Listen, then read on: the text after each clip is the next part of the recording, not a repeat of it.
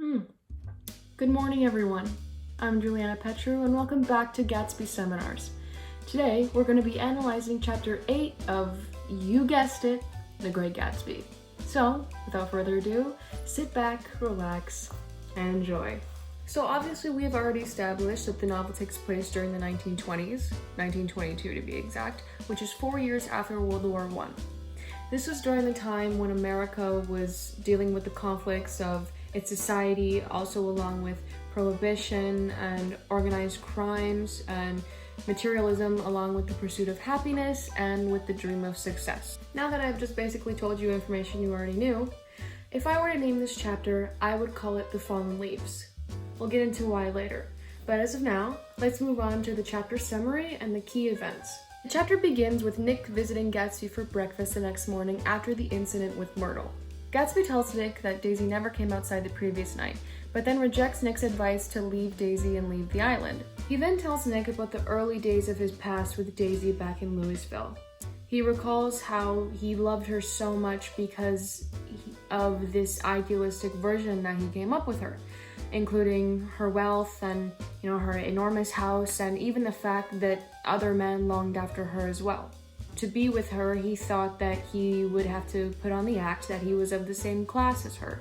They slept together on one occasion, and then Gatsby had felt like he was married to her. Once Gatsby left the war, Daisy found Tom, and she married him. Once Gatsby and Nick finish breakfast, the gardener tells Gatsby that he's going to drain the pool. Gatsby then declines, saying that how he never used the pool all summer and he wants to take a swim. On Nick's way out, he tells Gatsby that he's worth more than the whole rotten crowd put together. This obviously makes Gatsby smile very broadly. Following that, the next day at work, Nick is feeling uneasy about the previous events that happened with Myrtle and the incident. Jordan then calls Nick, and their conversation quickly turns unpleasant as one of them hangs up.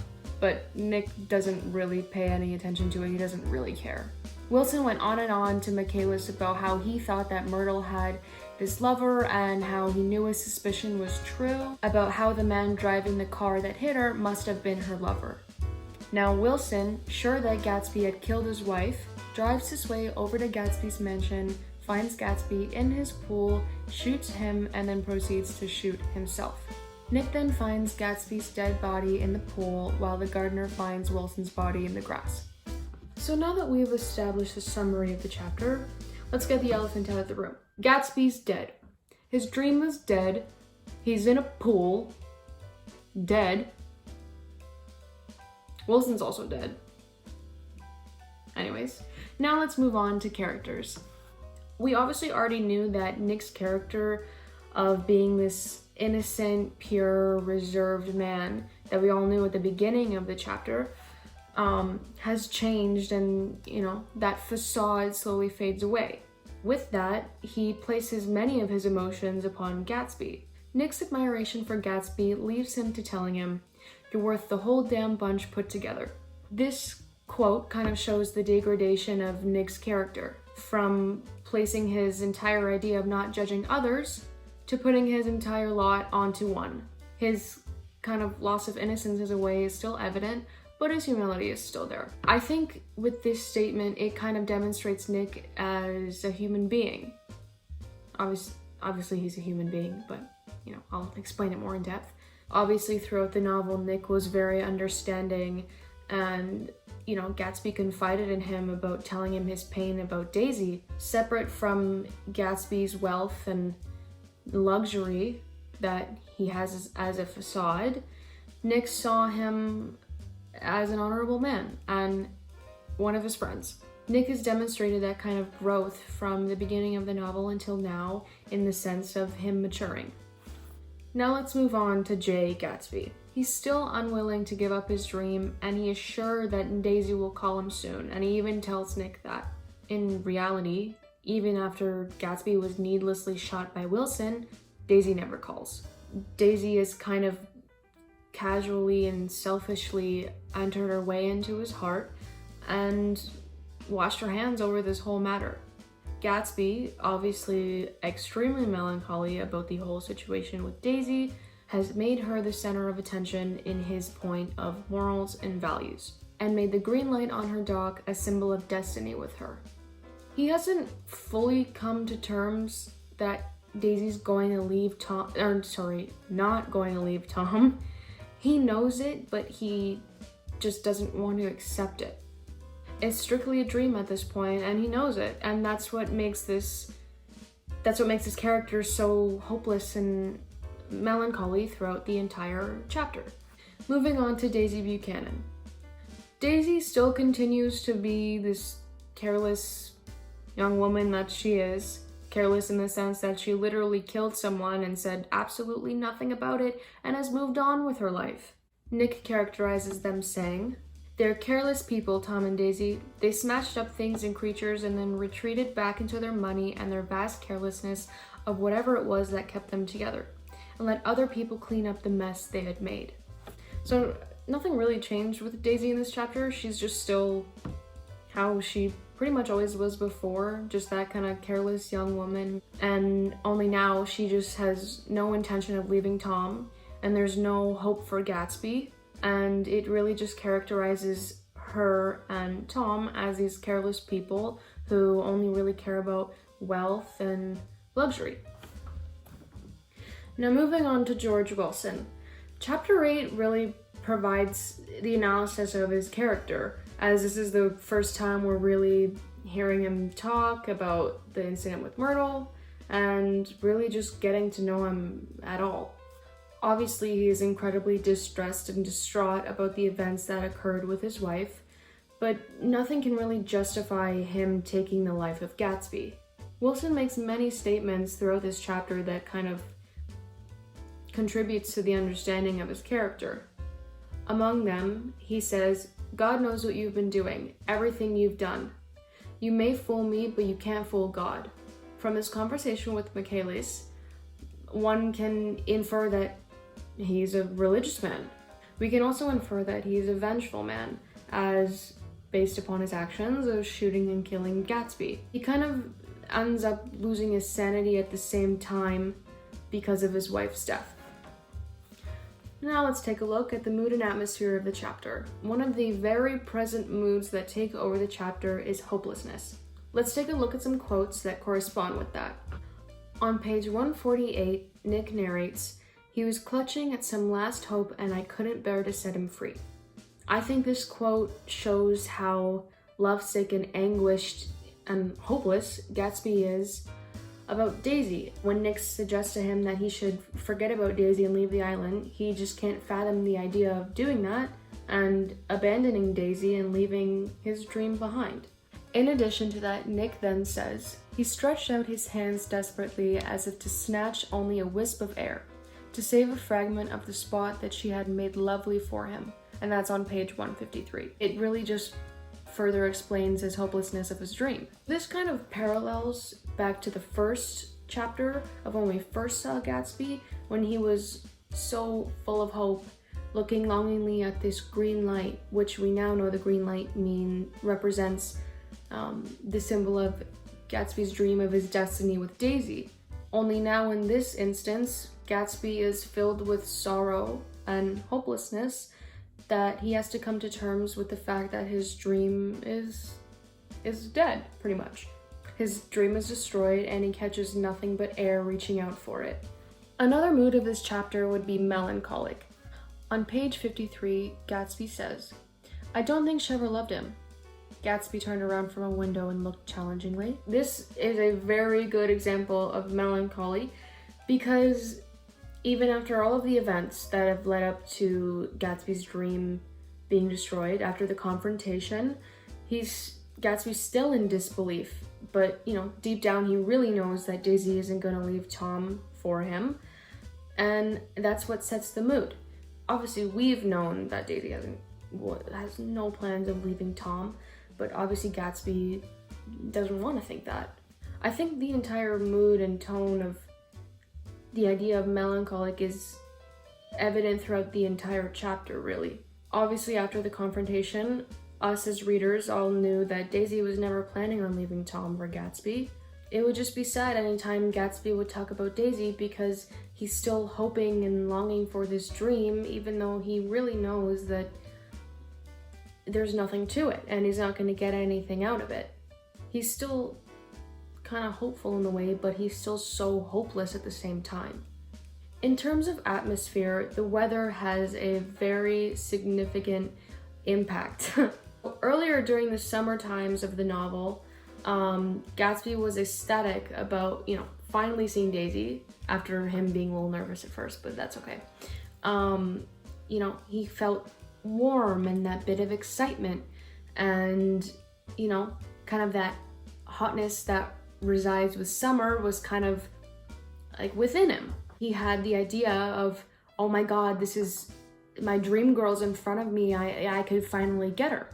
As we progress through the novel into chapter 8, the weather becomes cold and dry, signaling fall. Now, the mention of it being fall is only apparent in this chapter when the gardener asks Gatsby if he can drain the pool because of fallen leaves around it.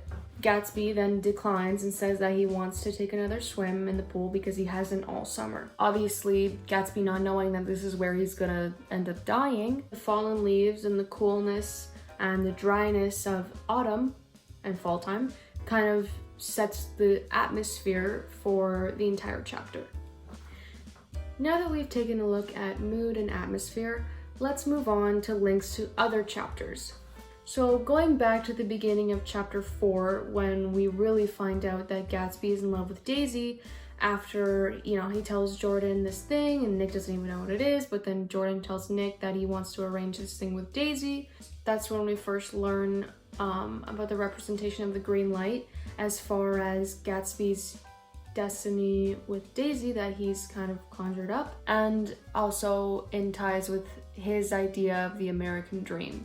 Moving along into chapter 5, this is kind of a pivotal chapter in terms of the plot because now it focuses more on Gatsby and Daisy's relationship. As this chapter goes on, it kind of explores the theme of past significance to the future, and obviously we realize that Gatsby's time frame is out of sync with the present, hence to when Gatsby nervously knocks over the clock when he sees and talks to Daisy for the first time again. Gatsby's downfall ultimately begins in chapter 6 as we start to learn about his past and his upbringing and the start of his dream to wanting to become this wealthy upperclassman. It kind of becomes clear in this chapter that Gatsby's conception of Daisy is a dream itself, and the dream of becoming the wealthy man that he is and that he envisions is the dream of his own self-identity, as he wants to become this wealthy upperclassman, all for Daisy pretty much. Now, moving into chapter 7, we are absolutely smacked upside the head with this extremely intense confrontation between Tom and Gatsby. This is when we really find out that Daisy's not leaving Tom for Gatsby anytime soon, and even though it seemed like she was, and she was having a good time with Gatsby in those few bits of the previous chapters, she never really signified that she was ever going to leave Tom. This is evidently when his downfall starts to progress, because now he's being faced with the fact that he's not going to get Daisy, his dream's not going to be fulfilled, and he's not going to live happily ever after with Daisy, which is what he always wanted and what he always longed for such a long time. Now, as this transcends into chapter 8, as I talked about earlier, the weather cools and now it's autumn time and the leaves are falling, and that kind of sets the mood for the chapter. At this point, Gatsby has completely lost Daisy. He's lost his dream, he's lost what he has longed for such a long time, and his longing for recreating the past with her is just something that he talks about now as his way of trying to keep the dream alive, pretty much. In the same way that he clings to this hope of Daisy loving him one day, he insists on swimming in the pool as if it were summer, which evidently leads to his death. Wrapping up Gatsby's significant downfall throughout the chapters of 4 and 8, we shall move on to style. Let's begin talking about symbols in chapter 8. The pool is probably one of the most evident symbols in the chapter. not only does its significance have to do with the fact that Gatsby is killed there, but it's kind of the symbolizing of Gatsby's dream of luxury that he never truly inhibits, neither in social status nor with his relationship with Daisy. He tries to retrieve some of that dream in the end by going for a swim one last time before the pool is drained, much like his dream is drained away once he dies. Another symbol in the chapter are the fallen leaves. I believe I mentioned a little bit of this earlier, but this will be a little more in depth. During fall times, the leaves fall from the trees because they're decaying, and that evidently corresponds to Gatsby and his dream of Daisy and the American dream, really. When the gardener tells Gatsby that the leaves will be falling soon, it reminds us that it's the time of decay. Moving on to imagery within the chapter, on page 147 to 148, Nick says, "We pushed aside curtains that were like pavilions, and felt over innumerable feet of dark wall for electric light switches. Once I tumbled with a sort of splash upon the keys of a ghostly piano. There was an inexplicable amount of dust everywhere, and the rooms were musty, as though they had not been aired for many days." This is Nick's interpretation of Gatsby's unfulfilled dreams as he enters his mansion. The ghostly piano keys really remind us of the parties that simply ended and a life that could not be lived. Also, a little bit of personification is evident in this quote. When he says, "innumerable feet of dark wall for electric light switches." Obviously, walls don't have feet, but it symbolizes a dark and lonely house. Now moving on to the element of foreshadowing. On page 153, the gardener says, "I'm going to drain the pool today, Mr. Gatsby. Leaves will start falling pretty soon, and then there's always going to be trouble in the pipes." It's pretty plain out that this is foreshadowing, as we know that the pool becomes the spot of Gatsby's death. Moving on to metaphor. On page 161, Nick narrates, "Poor ghosts, breathing dreams like air drifted fortuitously about." This quote actually has a little bit of personification in it, just like the one from imagery. Nick says this just before we find out about Gatsby's death. It kind of has an ironic bit to it, as Nick kind of narrates the poor ghosts as if they were breathing air and had a life, but really their life was just a dream, and intangible and pretty much non-existent. While the personification of the air brings out the idea of the people of the 20s.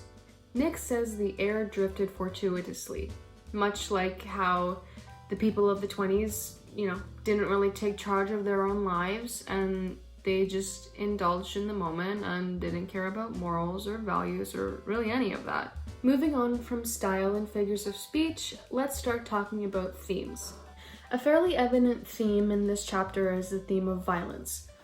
A quote corresponding to the theme of violence is when Nick describes, "It was after we started with Gatsby toward the gardener saw Wilson's body a little way off in the grass, and the Holocaust was complete." Now, I think Nick used the word Holocaust in this sense to describe the fact of how innocent people are falsely accused and punished for things that they didn't do. It's kind of the sense that Gatsby's probably been at least one of the most truthful characters in the book, and now he gets killed for someone else's actions. Two people get killed because of someone else's actions. Another theme of this chapter includes death and failure to achieve. Along with Gatsby's tragic and melancholy death comes the failure to achieve his dream. Essentially, along with him, his dream died as well. We kind of go into chapter 8 knowing that that's not gonna happen and that his dream really isn't gonna come true. Finally, the last theme evident in the chapter is love and despair. Obviously, we've known about Gatsby's love for Daisy since the 4th chapter, but in this chapter is where it becomes evident that it's turned hopeless and desperate at this point. In addition to all of the times that I have mentioned how Gatsby yearns for Daisy, this is another one of those times. At this point, because we know Gatsby's dream is gone and lost, he kind of just talks about it as an attempt to make it seem real still. And Nick also realizes that he's not going to get Daisy, and it's kind of just this conclusion that Gatsby's dream is no longer. Now moving on to the final aspect of the seminar, here I present to you with important passages to me. On page 161, Nick narrates, "I have an idea that Gatsby himself didn't believe it would come true, and perhaps he no longer cared. If that was true, he must have felt that he had lost the old warm world, paid a high price for living too long with a single dream.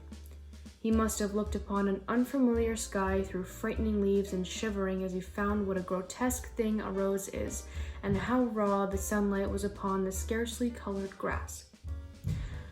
Now, I did mention this quote earlier, but I didn't mention how Nick kind of puts himself in Gatsby's shoes in this situation. In this moment, Nick sees Gatsby as a man who has not achieved the American dream, obviously, and in contrast to the rest of the novel where he seems to have it all because he was so hopeful. Now he's not, because he's dead, but disregarding that, this is kind of where it just turns into nothing, pretty much. The final and most important passage to me of this chapter is the following. "They're a rotten crowd," I shouted across the lawn. "You're worth the whole damn bunch put together." I think the fact that Gatsby never felt worthy of Daisy's social status sickened Nick, because we know that he doesn't really like the whole idea of the East Egg of New York and that kind of society.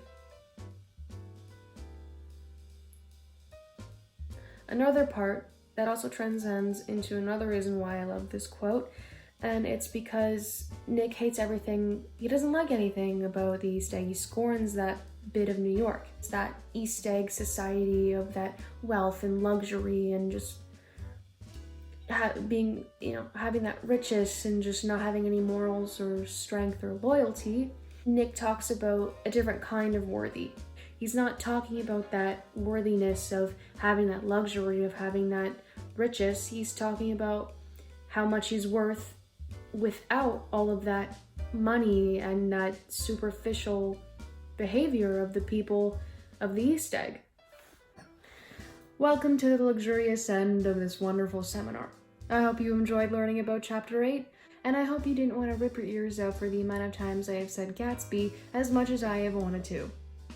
Cheers, everyone.